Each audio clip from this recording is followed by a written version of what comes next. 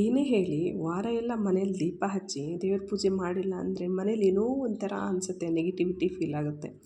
ಅದೇ ಮನೇಲಿ ದೀಪ ಹಚ್ಚಿ ಊದ್ಗಡ್ಡಿ ಬೆಳಗಿ ಪೂಜೆ ಮಾಡಿದ್ರೆ ಅದ್ರ ಬಗ್ಗೆನೇ ಬೇರೆ. ಮನೇಲಿ ಏನೋ ಒಂಥರ ಪಾಸಿಟಿವಿಟಿ ಆ್ಯಂಡ್ ಏನೋ ಒಂಥರ ಫೀಲ್ ಇರುತ್ತೆ ಮನೆಯೊಳಗೆ ಅಲ್ವಾ.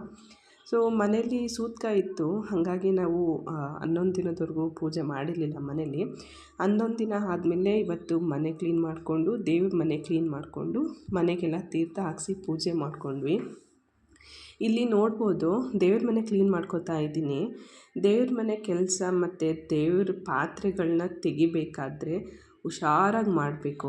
ಸುಮ್ಮನೆ ಅವಸರದ್ರಲ್ಲಿ ಮಾಡಿದ್ರೆ ದೇವ್ರ ಮನೇಲಿ ಏನಾದರೂ ಅನಾಹುತ ಮಾಡೋದಂತೂ ಗ್ಯಾರಂಟಿ ಅಲ್ವಾ.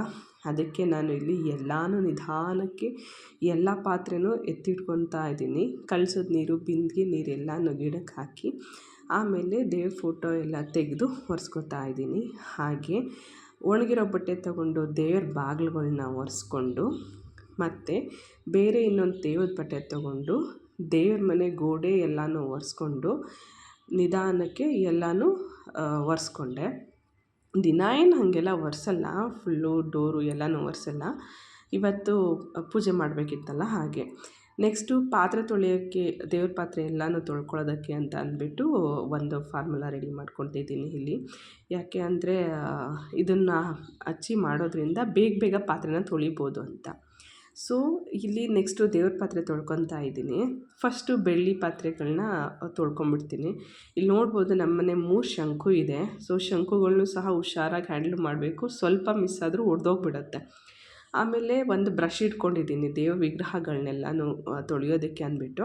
ಸಬೀನ ತೊಗೊಂಡು ಬ್ರಷಲ್ಲಿ ಉಜ್ಜಿದ್ರೆ ದೇವ್ರ ವಿಗ್ರಹಗಳು ಸ್ವಲ್ಪ ನೀಟಾಗಿ ಒಳಗಡೆ ಸಂದಿಲಿರೋ ಕೊಳೆ ಎಲ್ಲ ಹೋಗುತ್ತೆ. ಸೊ ಅದಕ್ಕೆ ಯಾವ್ದ್ಯಾವುದು ಬರೀ ಸೋಪಲ್ಲಿ ತೊಳೆಯುವಂಥ ಪಾತ್ರೆ ಇರುತ್ತೆ ಅದನ್ನೆಲ್ಲ ಫಸ್ಟು ತೊಳ್ಕೊಂಡು ಅದನ್ನೆಲ್ಲ ಸೈಡ್ಗೆ ಇಟ್ಕೊಂಡ್ಬಿಡ್ತೀನಿ. ಅದೆಲ್ಲ ಆದಮೇಲೆ ಇದು ಹಿತ್ತಾಳೆ ಪಾತ್ರೆ ಇರುತ್ತಲ್ವ, ಅವನ್ನ ಒಂದು ಟರ್ನ್ ತೊಳ್ಕೊತೀನಿ. ಸೊ ಅದಕ್ಕೆ ನಾನು ಆಲ್ರೆಡಿ ಹೇಳ್ದಂಗೆ ಒಂದು ತೊಳೆಯೋದಕ್ಕೆ ಅಂತ ಒಂದು ಫಾರ್ಮುಲಾ ರೆಡಿ ಮಾಡಿ ಇಟ್ಕೊಂಡಿದ್ದೀನಿ ಅಲ್ವಾ. ಆದ್ದರಿಂದ ನಿಧಾನಕ್ಕೆ ಎಲ್ಲನೂ ಹಿತ್ತಾಳೆ ಪಾತ್ರೆಗಳೆಲ್ಲನೂ ಒಂದು ಸತಿ ಬೆಳಗ್ಬಿಡ್ತೀನಿ. ಅದು ಇರೋದ್ರಿಂದ ಅದರಿಂದ ಉಜ್ಜೋದಿರಲ್ಲ. ಇವಾಗ ಹುಣ್ಸೆಹಣ್ಣಲ್ಲೂ ಬೆಳಗ್ತೀವಿ ಯೂಶ್ವಲಿ ಅಲ್ವಾ, ಅದರಲ್ಲಾದರೆ ಸ್ವಲ್ಪ ಜಾಸ್ತಿ ಉಜ್ಜಬೇಕಾಗತ್ತೆ. ಇದಿರೋದ್ರಿಂದ ಸುಮ್ಮನೆ ಹೀಗೆ ಬೆಳಗ್ಬಿಟ್ರೆ ಸಾಕು. ಅದೆಲ್ಲ ಬೆಳಗಿದ್ಮೇಲೆ ಒಂದು ರೌಂಡು ಎಲ್ಲನೂ ತೊಳೆದ್ಬಿಡ್ಬೇಕು ನೀಟಾಗಿ.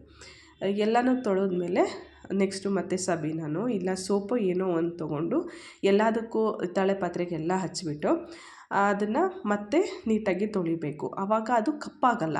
ನೀವು ಬರೀ ಫಾರ್ಮುಲಾ ಹಚ್ಬಿಟ್ಟು ನಾನು ತೊಳೆದಿಟ್ಬಿಡ್ತೀನಿ ಅಂತ ಅಂದ್ಬಿಟ್ರೆ ಆವಾಗ ಕಪ್ಪಾಗಿಬಿಡುತ್ತೆ. ಯಾಕೆಂದರೆ ಅದರಲ್ಲಿ ಉಪ್ಪೆಲ್ಲನೂ ಹಾಕಿರ್ತೀವಲ್ವ, ಹಾಗಾಗಿ. ಅದಕ್ಕೆ ಇನ್ನೊಂದು ಸತಿ ಸೋಪು ಇಲ್ಲ ಸಬೀನನೋ ಹಾಕಿಬಿಟ್ಟು ಅದನ್ನು ನೀಟಾಗಿ ಒಂದು ಸಲ ಎಲ್ಲನೂ ತೊಳೆದ್ಬಿಟ್ಟು ಎತ್ತಿಟ್ಕೊಂಡ್ರೆ, ನೀವು ನಾಳೆ ಮಾಡ್ತೀನಿ ಪೂಜೆ ಇವತ್ತೇ ಬೆಳಗಿಟ್ಕೊಳ್ತಾ ಇದ್ದೀನಿ ಅಂತ ಅಂದರೆ ಅದು ಹಾಗೆ ಒಣಗಕ್ಕೆ ಬಿಡ್ಬೋದು. ಇಲ್ಲಾಂದರೆ ಬಟ್ಟೆಲಿ ಒರೆಸ್ಕೊಬೋದು. ಆವತ್ತೇ ನೀವು ಪೂಜೆ ಮಾಡ್ತಾಯಿದ್ದೀನಿ ಅನ್ನೋದಾದರೆ ಒರೆಸ್ಕೋಬೋದು.